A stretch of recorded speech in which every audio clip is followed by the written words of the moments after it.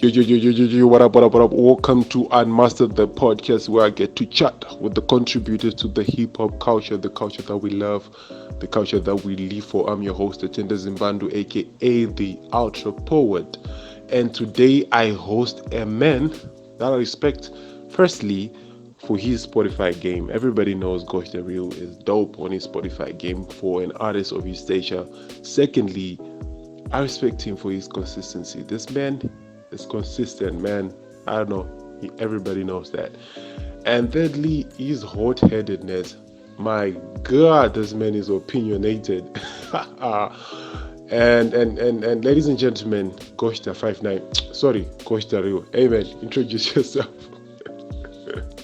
Yo, what's up, man? Yo, it's GoshDaReel. Yeah, like you said, opinionated. Yeah, whatever. What's up, man? I'm honored. I'm honored to be on the show. I'm really honored. It's really an honor. What's up? What do you do, ladies and gentlemen? This is GoshDaReel. I see you, Ben. And wow, how did you come on that like Holy 10 vibe, bro? What are you trying to do, man? Anyways, bro, like I know GoshDaReel. I know what you do. Now tell the world, who is GoshDaReel? What do you do? What do you stand for? And I don't know. Where did GoshDaReel as a name come from, man? Like I've always wanted to ask that, but today is the perfect opportunity for me to ask that. Well, my real name Kudakwashe Thekerai. Yeah, which is my legal surname, which was my great grandfather's nickname. So the original surname is Gosha, which is it's not registered legally though, but that's the original surname Gosha. So that's where the name Gosh came from. I started out as Leo Gosh. So when I decided to open a Facebook account, Leo Gosh was rejected. So I had I had to use GoshDaReel, so I ended up using it as my stage name. That's how I started out. Well, GoshDaReel is a young rapper from Chiredzi. I don't know if I still qualify in the young league because I'm now 28. So yeah, GoshDaReel is a rapper from Chiredzi. Started out rapping at the age of 9 under the influence of Eminem and DMX. I was I've achieved to win one international award, South FM UK Best Song of 2017 with my track called I Never Knew featuring South African singer Lerato Happiness. We actually did a video with it. The song was produced by Andrea the Beatboxer. I recorded it in South Africa, in Velkom Free State, South Africa. I was the first and the only artist to top the official European independent music chart for 3 consecutive weeks with my track called Number featuring Andrea the Beatboxer and produced by Andrea the Beatboxer once again. What else? I was nominated at the 2018 Gospel Explosion Music Media Award for Best International Artist in the same category with Lecrae, the likes of Lecrae and Frey Diamond. Yeah, I didn't win that award. I was nominated again the following year, the same award, the same category. Yeah, a lot. I'm also the first Zimbabwean rapper to be number 1 on the Hype Machine music chart with my track called Dedicate featuring Priscilla Bailey from the UK. Good. There's a lot to say, but that's just a summary. All right. We got a lot right there. Some of the things that I would have asked about later, but then, hey, man, you came through, man. And I see you've been doing a lot, man. Now, we want to go slowly with this because you're rushing through some of the details and we want to know about them. You said you started rapping at the age of 9 with under the influence of DMX and Eminem. Obviously, you have been non-stop talking about that. And take us through the journey of how you were thinking, how you came to say, no, I want to be a rapper. How was that journey? And from that point up to now, what has changed on your perspective of what rap is and what kind of a rapper that you'd want to be? Yeah, I remember back in 2001 listening to DMX. DMX's Rough Riders anthem. Yeah, I love the music videos, and I just wanted to be like him. So I just decided to start rapping, write my own songs, and yeah, I was a young boy and I was whack. Yeah, I started off whack. I was really whack. So when people, I didn't have the horse voice that DMX had. So when people heard me rapping, they told me I sounded like Eminem. So that's when I decided to check out Eminem, and I fell in love with the storytelling. And till to this day, if you listen to a lot of my tracks, they are all about my strength is on storytelling. Yeah, nothing has really changed. I'm still into storytelling. I like Eminem. You know, yeah. All right, man. I think that's a huge issue in hip hop because they don't want to like people don't want to like accept people with different ranges or tones and everything. Like you're about to sing, bro. They want the holy dance and the questers. They want the people with the deep voices. But sometimes it's just about what you're talking about: the bars, the beats, the music, the story in the lines. That's what it's about. But then people are like, nah, man, you sound like you could sing. Of which that doesn't make sense. It's pointless, bro. Like, just do your thing, and I'm glad that you kept on grinding, even though people said some stuff. Anyways, moving on. Take us through some of the project that you've dropped from the time you started like recording professionally. Take us through your discography, bro, and give us some of the highlights in terms of your favorite projects and some of the maybe your most successful projects and how they're doing in terms of like DSPs and everything. Take us through the journey. Yeah, the first single I recorded professionally was called Never Back Down, produced by Elijah KD Chiango and mixed and mastered by Shazer from Mix Masters. Yeah, the song is no longer available online for certain reasons. Yeah, I was casing during those days, so I took down all the songs I was using explicit language. I took them down from the internet. And then fast forward, I that was in 2015. I got a 3-track EP called Vintage Virgin. I got edited Team Rehab, mixed and mastered by Xander. There were 3 tracks. The first one was called Vintage Virgin. It was produced by Xander. Then the second one, Stay on My Grind, produced by Prof Lalo, and there was that's the most, I think it's the most disturbing song in the history of Zimbabwean hip hop, called Save Me from Masturbation. Yeah, that's when a lot of people in the hip hop scene started knowing me because of that track. Yeah, then I then moved to South Africa. I recorded an EP called Diaspora, a 5-track EP, which is the track called Number, which went number 1 on the official European independent music chart for 3 consecutive weeks. Then my debut album, Scars, Wounds and Mess, which had a track called Dedicate, which went number 1 on the Hype Machine music chart.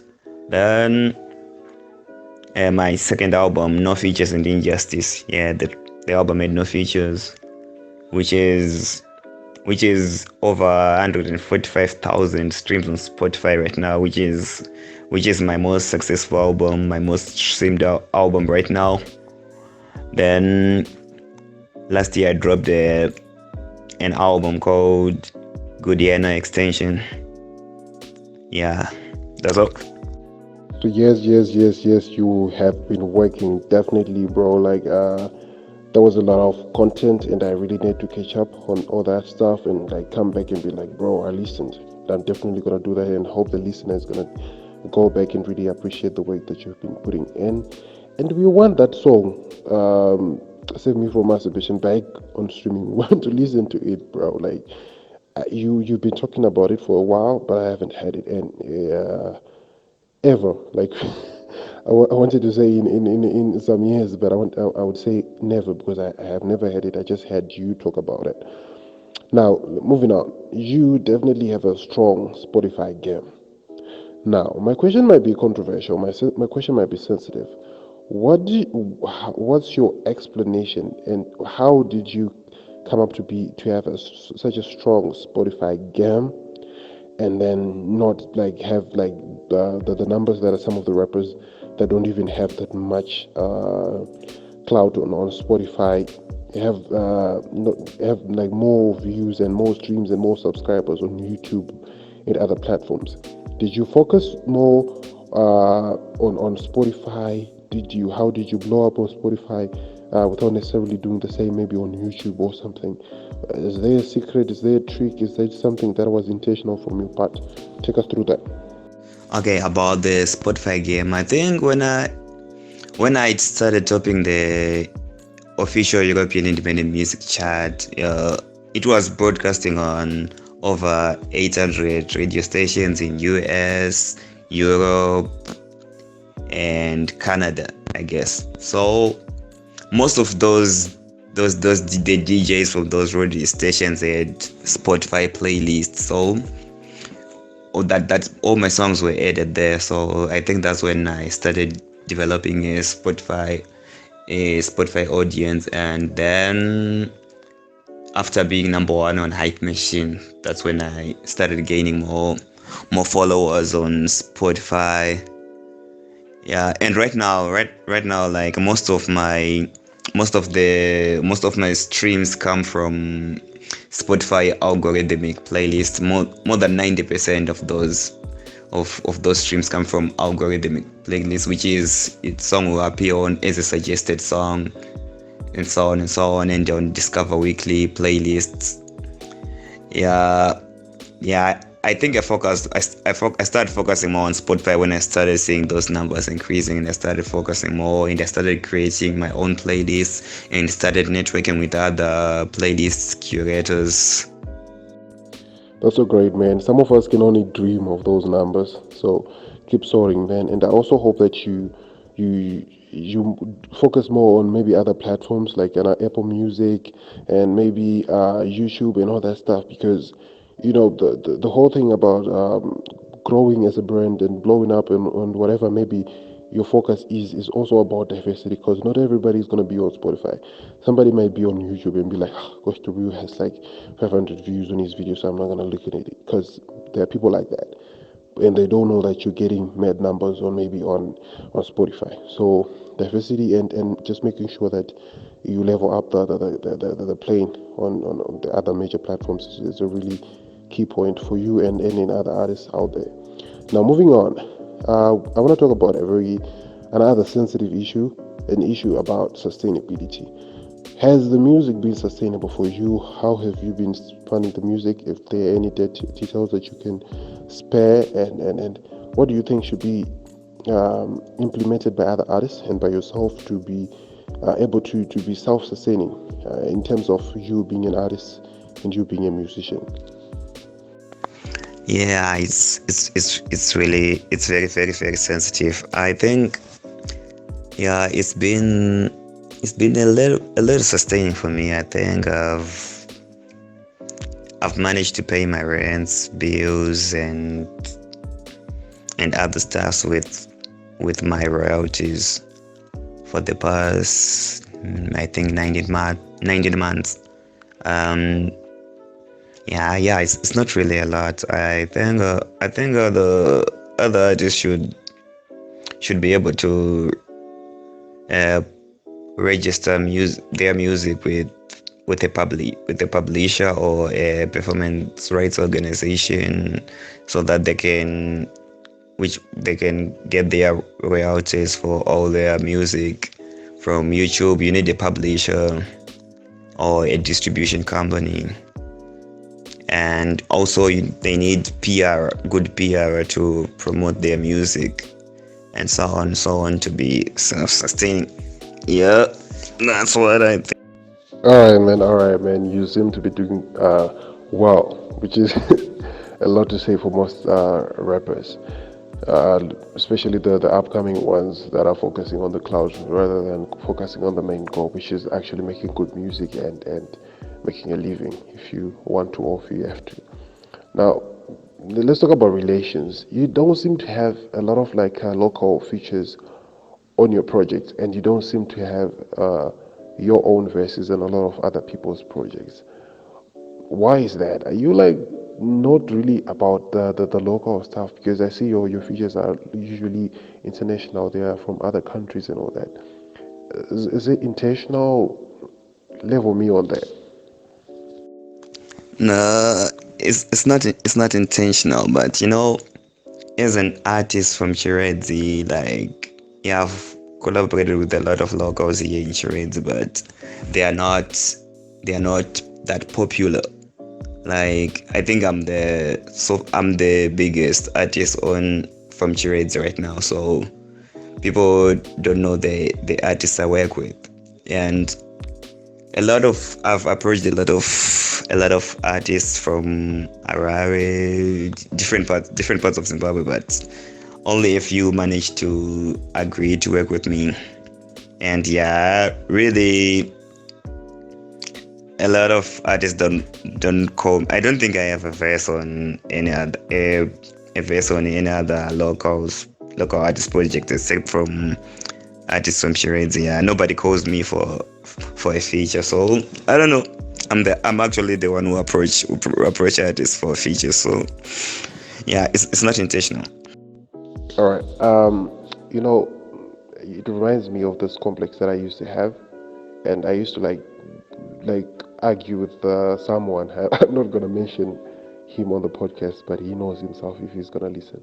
We used to argue. He was always saying Harare is not the whole of Zimbabwe. There's a lot that's happening in other places. But when you grow up in places like Harare, Mutare, and Bulawayo, you you'll be thinking like these are the places. If you hear someone from maybe Chiredzi or from another place, you'll be thinking nah, Kumusha or something. Hakuna Suruguitika. So maybe that might be one of the reasons. And and still in light of that, do you think that has affected any of your growth and as an artist, like being from that place? There any opportunity to perform to just to grow as an artist? What can you say on that issue? Yeah, I think it really affected. Like, back then, all radio stations were in Harare back in the day, and when submitting music, you have to print CDs and bring them to Harare. There was no online submission back then. I don't know if there's now a way to submit music online on the radio station. So you have to go and print. I once did that in 2013. I went with my CDs, but they didn't play. So it's like every time you release something, you need transport. I need like $12, $12 to go to Harare, $12 to come back. That's now 24. I need to stay there. I need to eat. So I'll need around $30 just to travel to Harare to submit my stuff. So it's really not easy. It's not easy for artists who live here in trades. It's not that easy. So yeah, it has affected me a lot. All right, just as a way maybe to just like put ideas out there into the universe and see if anything's gonna pop out. What do you think should be done for other areas outside of maybe the major areas that the entertainment industry is focused in? What could be the things and ideas that could be done that you wish you had when you're on the come up that might have made this journey easier for you? What are some of these ideas that might be very essential for the generation that's behind us? I think they should have an online submission, and also they should stop employing DJs who are biased. Like, you employ a DJ who's also a rapper or a producer who's going to play the art only artists who are his friends or the artists who he or she works with. I think, yeah, such things should be done. And like when you're an artist, I have a beef. If I beef with someone else, if that person submit the track to the radio station, I'm not gonna play him because of our beef. So maybe they should employ artists. They should employ DJs who are not buyers, who are not artists, who are not producers. So yeah. All right, I was expecting something along the lines of have radio stations in those communities and diversify that, and also have community programs that help artists from grassroots as they're helping maybe the STEM students, as they're helping the doctors. They can also help artists from a young age, build community programs, as I said. Now, um, what can we expect from you in the future? What are some of the bigger dreams that you have? Maybe we could start small from maybe the next project that you're about to drop. Maybe the things that you wish you or you plan or you dream to do in the near future. What are some of the things that we can expect from you? Maybe in music, maybe outside of music. Yeah, I wanted to mention that, but I guess that topic is more political. Yeah, so I think it's more political, so I didn't want to go into politics. You know what I'm saying? So yeah, I'm working on an album, my fourth album. I drop an album every year until I reach 10 albums. That's my goal. So I'm working on my fourth album called Chief Ndanga. And on the 9th of July this year, I'm dropping the first single called Boom Shakalaka, featuring Joshua Maponga, produced by Rad on the Beat, aka Tina Chiredzi, mixed and mastered by myself. Yeah, that's what's coming up right now. All right, man. That's a lot. That's a lot. We're really excited, man, about the album. And you also mentioned about something about working with Joshua Maponga. Now, take us into that. Did you get him to get into the studio? Did you sample him? Did you talk to him? How did that go about? About Joshua Maponga, I sampled him, and he gave me the permission to sample his vocals. So Joshua Maponga is my uncle, so it was easy for me to get permission from him, his family. Oh, shoot, man. I had no idea you were related. That explains it. Anyways, I want to play a game with you that I play with everybody that I have on the podcast. I call it random 10. So I'm going to ask you random 10 things that will give us what can I say? A glimpse into who you are outside of what you say, but in terms of what you like. So I'm going to ask you, first of all, what's your favorite movie? Number 2, TV show. 3, visual artists, color, meal, country, car brand, rapper, album, and producer. No explanations. We just want to create a picture of you in our minds from what you like. No explanations. Well, favorite movie, 8 Mile. TV show, I don't have one. Visual artist, none. All color, black. Meal, Sadza. Country, Zimbabwe. Favorite car brand, Mercedes Benz. Favorite rapper, Eminem. Album, Marshall Mathers LP2. Producer, Dr. Dre. Honestly, I have nothing to say about the list that you've given me, bro. Like, I'm literally speechless. I don't know what to say. Now, we have reached the end of the podcast, so I would just like you to just give us your parting words, maybe to the fans, maybe to your family, maybe to your friends that have been listening to the podcast, just to say thanks and just as your last words to the world. What would you want to say?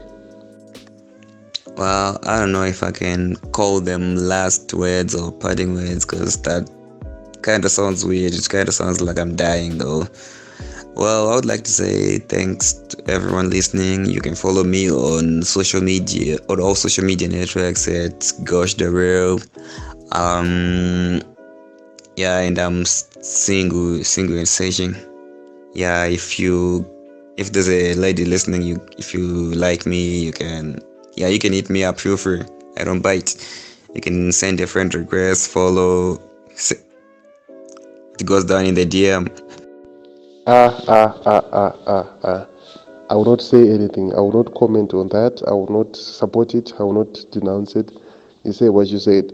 Ladies and gentlemen, that has been GoshDaReel, and I've been your host, Attendance Emmanuel, aka TheUltraPoet. This has been Unmustard, the podcast. Thank you for listening. Thank you for following us. Go follow us on social media at The Heat Trader, on Instagram, on Facebook, on Twitter, and go rate us on Apple Music, on YouTube. Go subscribe to our channel and support us. Until next time, thank you.